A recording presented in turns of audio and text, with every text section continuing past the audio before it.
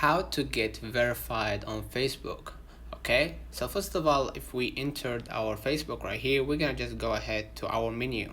Next step, what I'm gonna do is I'm gonna click at the settings gear next to the search bar at the top right, and here you will see multiple options. We're gonna go ahead to Meta or Account Center, and here you will see the last option, which is Meta Verified. And it says right here you are on the wait list. That means probably that this feature is not available for everyone yet. It says right here, thank you for your interest. We will send you a notification when Meta Verified is available to you.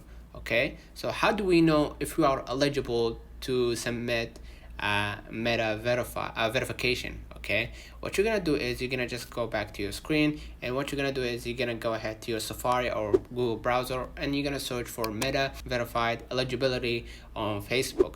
And what you're gonna do is you're gonna click the first article right here, and it will direct us to a page just like this. And it says right here, Meta verification is not available to anyone yet. Okay, it says right here you're gonna click the second article, eligibility requirements for Meta verified profiles on Facebook.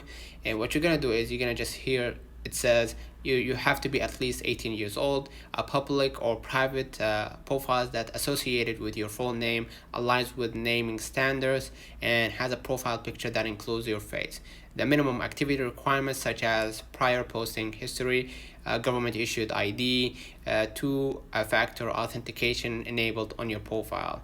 Okay, so this is the requirements to have or to be able to subscribe to Meta verification. Let me know in the comments if this video helps you. Don't forget to like and subscribe, turn on the notification bell to receive every video we upload. Thank you for watching. See you in the next one.